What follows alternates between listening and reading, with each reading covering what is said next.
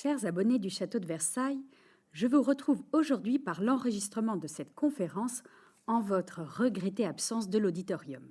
Dans le cadre de l'exposition Hyacinthe Rigaud ou le portrait soleil, nous prolongeons notre regard croisé par un parallèle entre Hyacinthe Rigaud et François Gérard, plus connu sous le nom de baron Gérard. Vous objecterez peut-être par une comparaison n'est pas raison. Un siècle sépare leur naissance.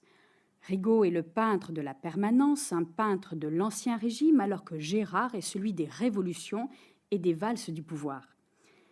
Mais Rigaud, qui a fixé l'image du pouvoir absolu, a pu être le repère intemporel pour nourrir l'iconographie des pouvoirs post-révolutionnaires.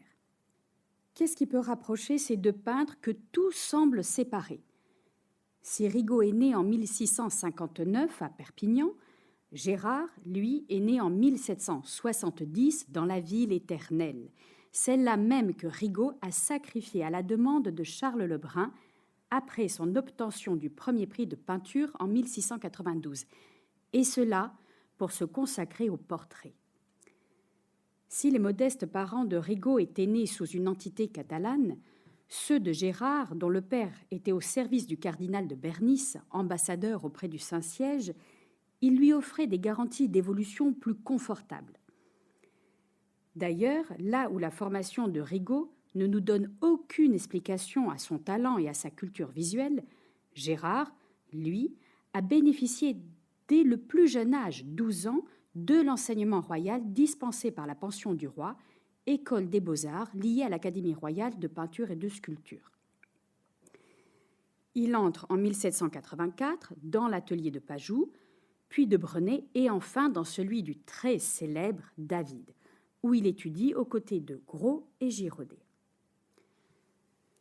En 1789, il remporte le second prix de Rome, qui n'est autre que l'appellation du premier prix de peinture de l'Ancien Régime. À la disparition de son père l'année suivante, sa mère, l'italienne Cleria Mattei, rentre à Rome avec François et ses deux frères. Comme Rigaud, Gérard aura la responsabilité de sa famille dès le plus jeune âge. Le séjour italien sera de courte durée. Pour ne pas être inscrits sur la liste des immigrés, ils font le choix de rentrer à Paris en pleine tourmente révolutionnaire. Aussitôt, Gérard se place sous la protection de son ancien maître, David, qui lui offre un logement au Louvre. Après les affres de la Terreur, le salon de 1795 ouvre ses portes. Gérard y expose un Bélisaire et le portrait d'Alexandrine Brognard qui remporte un franc succès, confirmé l'année suivante par le portrait en pied d'Isabée et de sa fille. Avant même le coup d'État du 18 Brumaire ou le sacre du 2 décembre 1804, Napoléon Bonaparte, par son image et celle de son entourage, se proposait en homme providentiel, capable de relever les défis engendrés par la Révolution française. Dès 1796, Bachelard d'Albe peint le portrait psychologique du général Bonaparte déterminé à la victoire. Antoine-Jean Gros donnait le ton par sa prise du pont d'Arcole. Bien sûr, il y eut la commande de Charles IV d'Espagne à David, en 1800 pour sa galerie des capitaines du Palacio Real. Déjà, la légende napoléonienne s'édifie par une invraisemblable représentation du premier consul franchissant les Alpes au col du Saint-Bernard. À cette époque, Gérard devient le peintre attitré de la future famille impériale. En 1800, il peint Laetitia Ramolino, Madame Mère, puis expose au salon de 1801 Joséphine Bonaparte en tenue d'intérieur. Vient le salon de 1802 où il expose Murat en colonel des chasseurs à cheval de la garde des consuls, puis Caroline et ses deux enfants. S'ensuit en 1803 un portrait en buste de Bonaparte destiné à l'atelier du peintre pour servir de modèle aux portraits officiels. Gérard, par ses portraits, renoue avec l'art du XVIIIe siècle. Peu à peu, il s'éloigne de la leçon de son maître David, en abandonnant les arrière-plans en frottis. Son dessin est juste, sa gamme chromatique puissante et harmonieuse. Selon le sujet, Gérard joue avec les effets de matière picturale. Touches serrées, touches larges, empattements et couches de glacis successifs. Comme Rigaud, il est l'auteur de la composition des parties nobles, c'est-à-dire le visage et les mains. Le reste est délégué à l'atelier. Cette méthode permet de travailler vite et de multiplier les effigies officielles. L'attitude et une certaine pompe donnée au sujet imposent le sentiment de respect, ainsi qu'une naturelle incarnation du pouvoir. C'est en cela que Gérard se rallie à l'iconographie mise en œuvre par Hyacinthe Rigaud. L'évidence est criante dans le portrait de Napoléon Ier, empereur des Français, en grand habillement du sacre.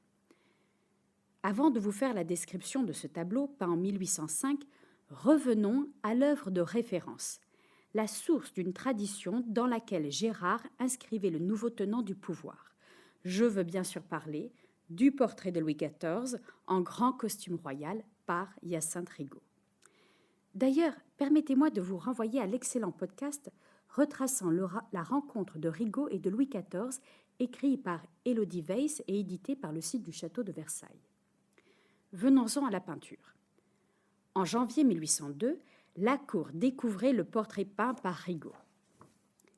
Les traits du visage du souverain avaient été fixés premièrement au cours des séances de pose chez Madame de Maintenon les 10 et 11 mars 1701. Une deuxième séance eut lieu peu de temps avant la présentation pour procéder à quelques retouches. Le corps du roi a été peint dans l'atelier de Rigaud d'après un modèle à la corpulence proche de celle du roi. Ce portrait émanait de la commande faite par le petit-fils de Louis XIV, Philippe d'Anjou, nouveau roi d'Espagne, en réponse au portrait que Louis XIV avait commandé au même Rigaud en souvenir de ce jeune homme par qui les Bourbons régneraient sur la France et l'Espagne.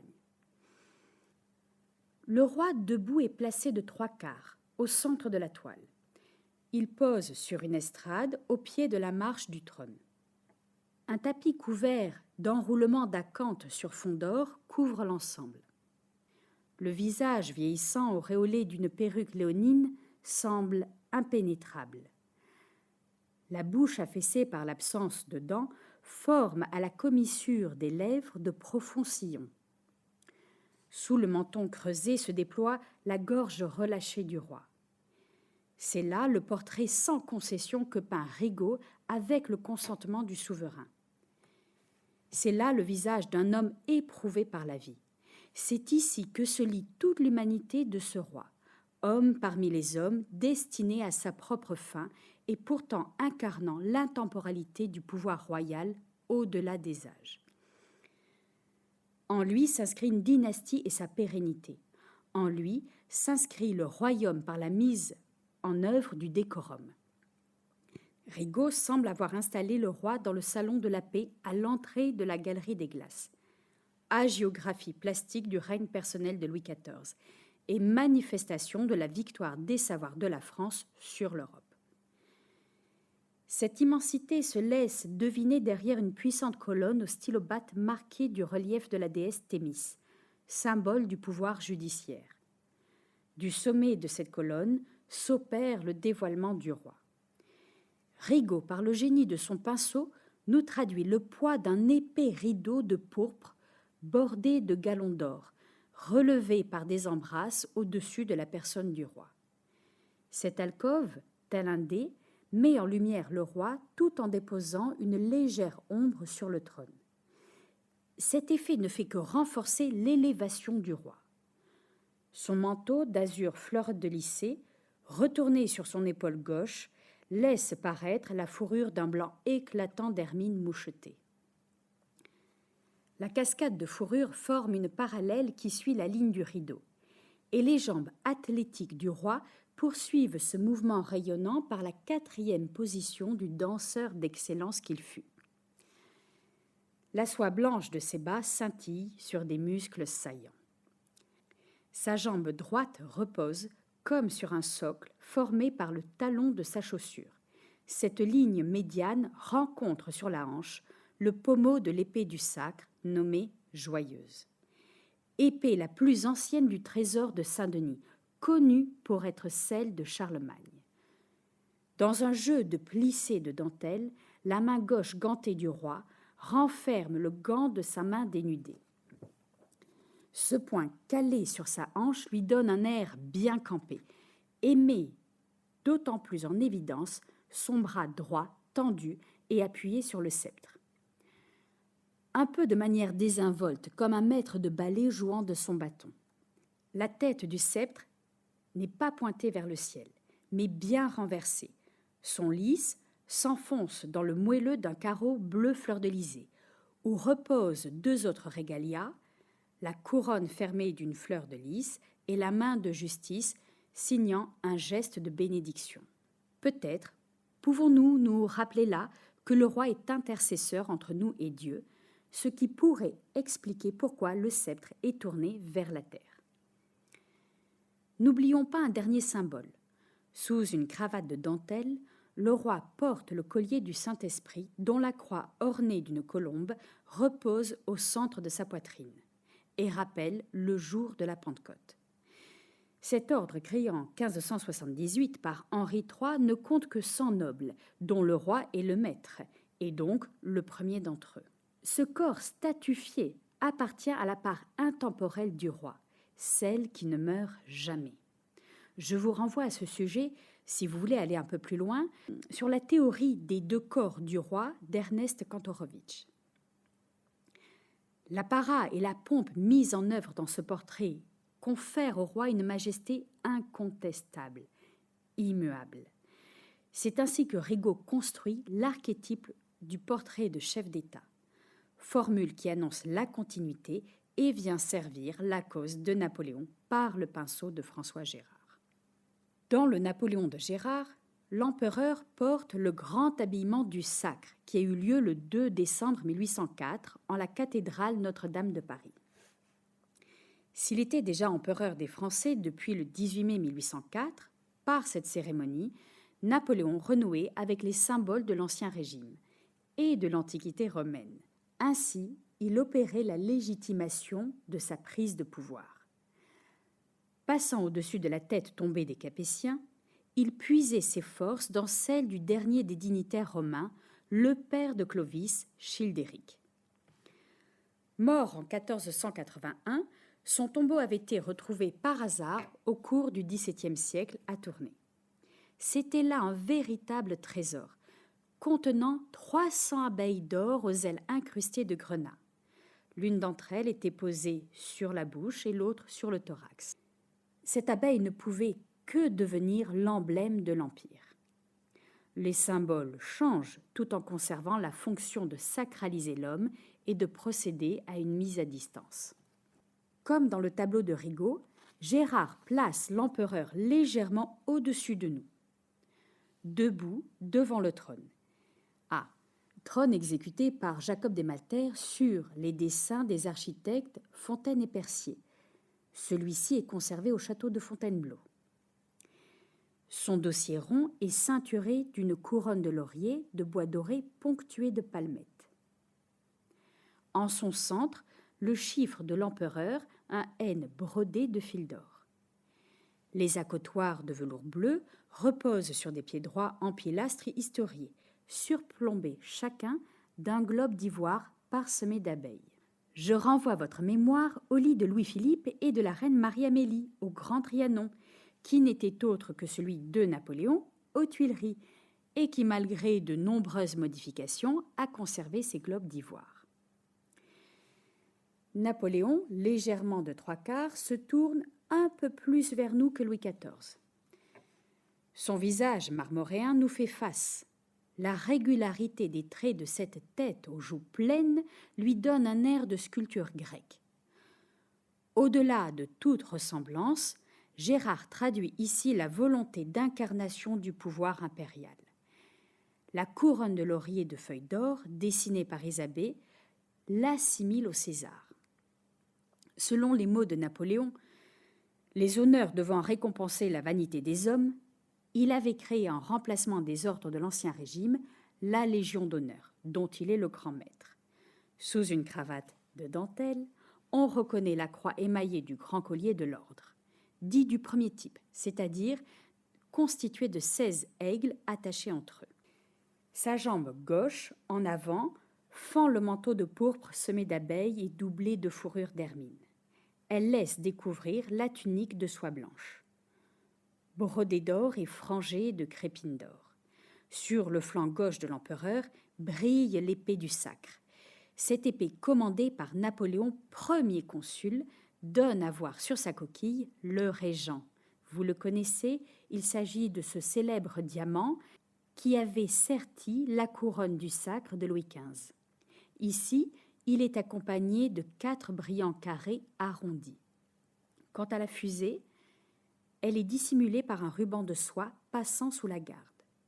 Sur le pommeau, un brillant de 16 carats, fruit de saisie révolutionnaire.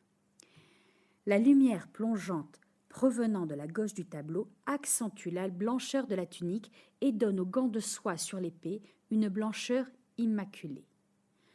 Toujours nourri d'images de l'Antiquité, Napoléon est chaussé de fins souliers blancs lacés de fil d'or.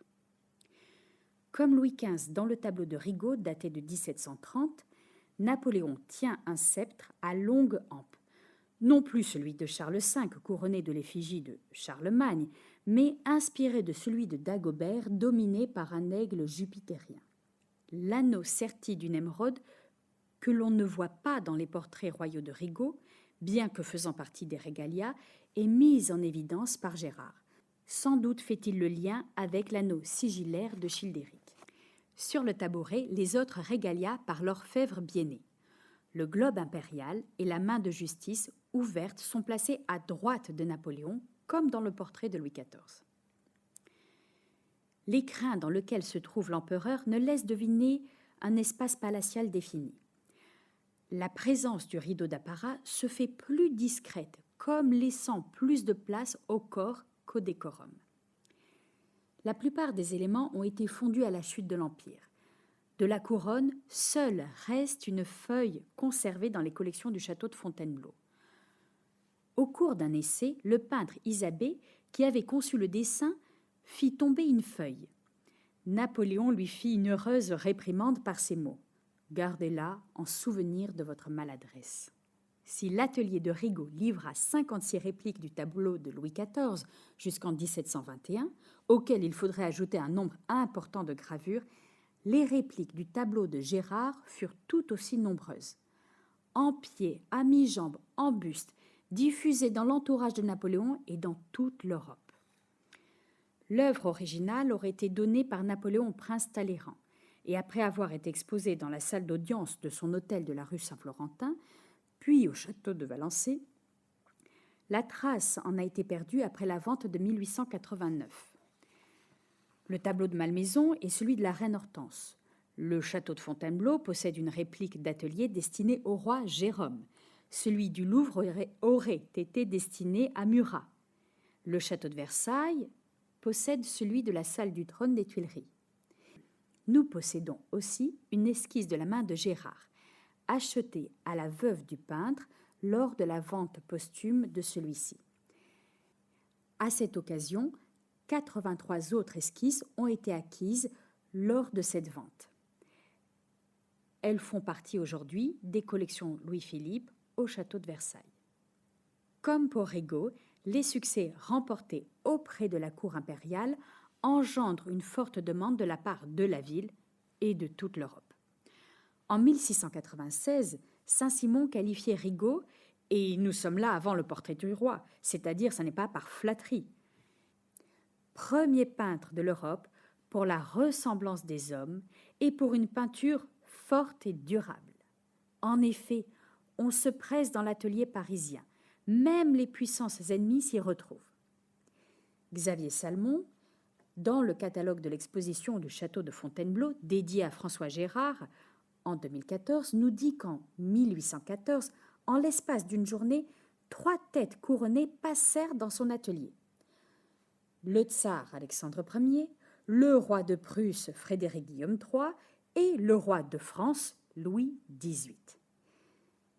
La permanence du talent primant sur l'inconstance du pouvoir, Louis XVIII, petit-fils de Louis XV, conserva à ses côtés Gérard.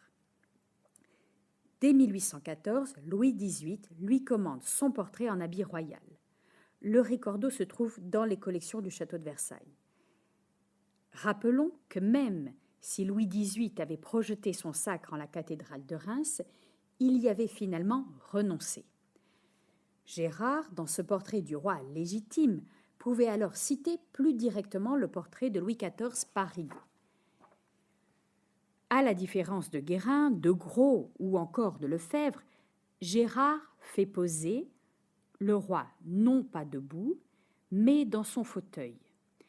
Rappelez-vous que Louis XVIII souffrait de la goutte. Il était nommé le roi fauteuil ou encore le roi podagre. Moins majestueux que ses illustres ancêtres, Louis XVIII avait un air de bon grand-père réconciliateur de la France déchirée. Les régalias sont présentes, mis à part l'épée. Qu'en aurait-il fait? Puisque c'est par la charte que Louis XVIII protégerait ses sujets.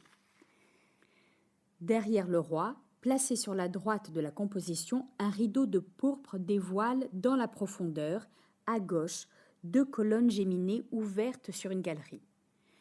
La formule régalienne est pleinement rétablie, comme les Bourbons sur le trône. Celui qui fut le comte de Provence, gendre de la reine de France Marie-Antoinette, ne scilla pas devant les accusations émises à l'encontre de Gérard pour le rôle obscur qu'il aurait tenu pendant la Révolution française. Gérard n'eut qu'à démentir. Louis XVIII n'aurait sans doute pas lui-même aimé à se justifier. En 1817, Gérard connaît un grand succès au salon avec un grand tableau d'histoire que certains verront tout de même comme un beau morceau de propagande. Son entrée d'Henri IV à Paris, le 22 mars 1594, lui valut le titre de premier peintre du roi. Vous me direz comme Rigaud, évidemment, mais non. Bien que tout porterait à le croire, Rigaud n'a jamais été premier peintre de Louis XIV. Le poste a été vacant de la mort de Mignard en 1695 à la nomination d'Antoine Coipel en 1716. Rigaud eut d'autres compensations. En 1709, les consuls de la ville de Perpignan le font noble citoyen. Et en 1723, la noblesse de Rigaud est confirmée par un arrêté du Conseil d'État du roi. Gérard aussi sera anobli en 1819, en étant créé baron, titre auquel vint s'ajouter en 1825 une autre gratification, celle de la Légion d'honneur. Au 3e portrait du roi Louis XV, en 1727, Hyacinthe fut fait chevalier de l'ordre de Saint-Michel. Louis XV écrivait « En considération de ses rares talents et de l'habileté qu'il s'est acquis en l'art de la peinture et en l'honneur qu'il a eu de peindre toute la maison royale jusqu'à la 4e génération. Et cela se fit sans avoir eu à faire preuve, je cite, de 2 races d'extraction de noblesse. Par son talent, Hyacinthe Rigaud avait acquis ses lettres de noblesse. Tout au long de sa carrière, Rigaud pratiqua l'autoportrait. Mais, à ma connaissance, il n'y a qu'un seul portrait du maître, par Pierre Lebouteux, peint pour son morceau de réception à l'Académie royale de peinture et de sculpture en 1728. Ce tableau se trouve dans les collections du château de Versailles. Rigaud, âgé de 69 ans, pose face à son chevalet, comme il le fit dans ses autoportraits, le porte-plume à la main. Il s'apprête à tracer une esquisse à la craie sur une toile encore vierge. Il tourne son visage vers le spectateur comme pour en saisir les traits. Dans sa main gauche, il tient palette et pinceau.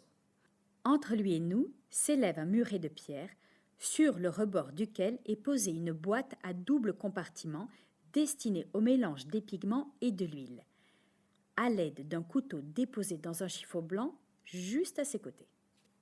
Lebouteux expose le peintre à son métier. Tout de même avec quelques agréments. Rigaud porte une perruque et sur son juste corps vert, drapé d'une étoffe orangée, il ceint le cordon noir de l'ordre de Saint-Michel. Ce tableau a dû beaucoup plaire à notre chevalier, parce qu'il en remploie la pose pour son propre autoportrait 2 ans plus tard, à l'occasion d'une double commande de dessus de porte, destinée à l'hôtel particulier du financier François Ier Castagnier.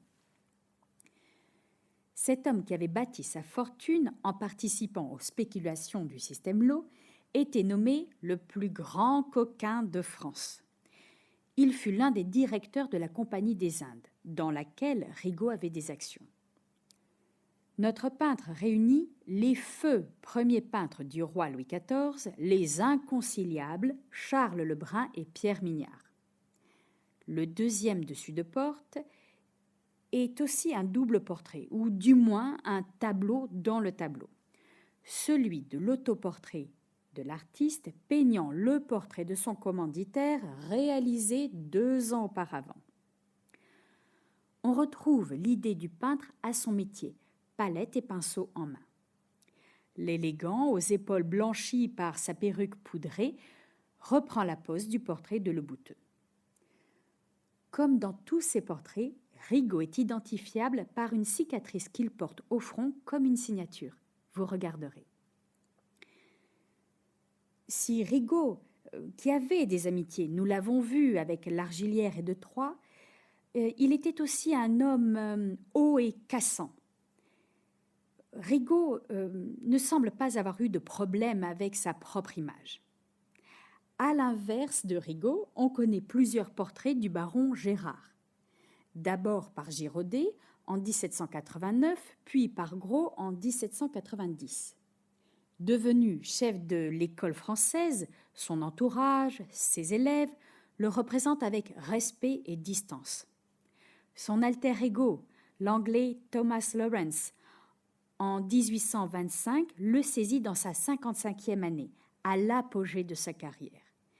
Et la même année, François Gérard peint son unique autoportrait. Les 2 tableaux figurent parmi les collections du château de Versailles. En 1824, Lawrence exposait pour la première fois au Salon, ce qui lui valut une médaille d'or. L'année suivante, le roi d'Angleterre, George IV, l'envoyait en France pour peindre le portrait du nouveau roi, Charles X, et du dauphin, le duc d'Angoulême. C'est lors de ce séjour que Thomas fit le portrait de Gérard. Comme Rigaud et l'Argillière, ils s'estimaient et partageaient la même clientèle. Il est reconnu que Gérard a été fortement influencé par la manière de Lawrence.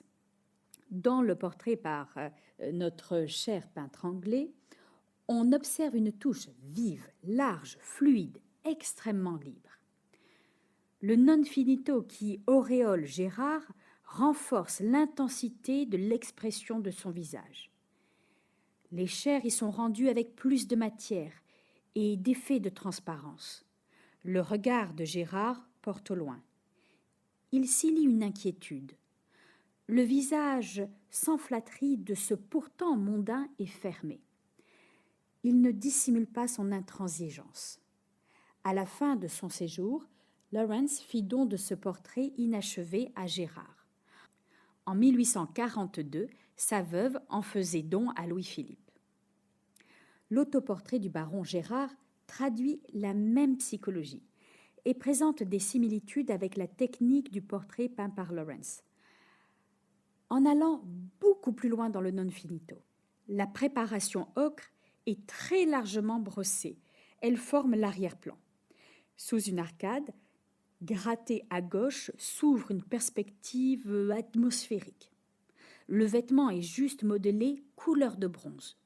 Le col s'ouvre sur la toile, raclé, nous donnant le fantôme d'une cravate. La tête achevée s'y détache. Le regard s'en détourne, le peintre ausculte. S'observe-t-il? Est-ce une introspection ou un regard à l'adresse de la postérité? Ce dont nous pouvons être certains est que ce tableau était destiné au cercle intime, au cercle familial. Comme Rigaud pour Louis XV, Gérard fut le conseiller de Louis-Philippe pour ses collections et la constitution du musée de toutes les gloires de France. Dès le retour de Louis-Philippe en France, sous la Restauration, Gérard portraiture celui qui n'était encore que le duc d'Orléans. La famille d'Orléans s'attache même à lui. En 1830, le nouveau roi des Français lui offrait le titre de premier peintre, que Gérard refusa avec tact. Il le jugea guère en harmonie avec le nouvel ordre des choses. Il ne se fermait pas la porte pour autant. En 1831, il réalisait le portrait en pied du nouveau roi, vêtu de l'uniforme de la garde nationale, la charte de 1830 sur laquelle Louis-Philippe pose sa main, remplaçait alors les régalias. Le roi citoyen avait le projet d'une salle dédiée au tableau d'histoire peint par Gérard au Louvre. Celle-ci vit le jour sous une autre forme, celle de la Galerie des Batailles à Versailles, où sont exposées, vous le savez, parmi bien d'autres peintures d'histoire, la bataille d'Austerlitz de 1805 et l'entrée d'Henri IV de 1817. Une autre salle, dite de 1830, devait constituer l'aboutissement du programme des galeries historiques, où s'exhibent, encore aujourd'hui, 5 tableaux relatant les Trois Glorieuses. Pour ce lieu, Gérard conçut un grand tableau intitulé « Lecture à l'hôtel de ville de la déclaration des députés et de la proclamation du lieutenant général du royaume », 31 juillet 1830.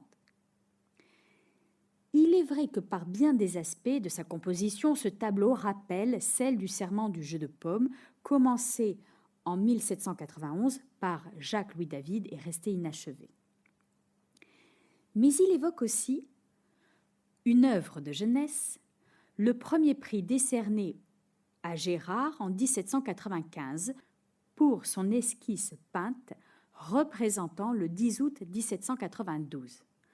Journée sanglante où, après avoir été attaquée aux Tuileries, la famille royale, Louis XVI et Marie-Antoinette, trouva refuge dans le manège des Tuileries, où se tenait l'Assemblée législative. Gérard choisit de fixer, je cite, « le moment où le peuple, pénétrant dans le lieu des séances du corps législatif, demande à grands cris la destitution du tyran. » Sur les bannières de cette foule des sections parisiennes et des fédérés, on peut lire « Patrie, liberté, égalité » et « Plus de rois ». Quelle ironie! Plus qu'aucun autre peintre, Gérard n'aura portraituré autant de souverains. Qu'aurait-il été, ce roi des peintres, sans roi à peindre? Peut-être un plus grand peintre d'histoire? N'était-ce pas là aussi la quête de Hyacinthe Rigaud, qui, quelques mois avant sa mort, s'acquittait d'une promesse de 40 ans en rendant son morceau d'histoire à l'Académie? 6 mois après sa disparition, en 1837, le musée de toutes les gloires de France consacrait Gérard, peintre d'histoire. Voilà un trait qui unit nos 2 portraitistes, celui d'avoir voulu appartenir au grand genre de la peinture d'histoire. Mais n'était-ce pas là qu'une vaine illusion, puisqu'aujourd'hui, ce sont leurs portraits qui font nos livres d'histoire? Chers auditeurs, je vous remercie de votre écoute.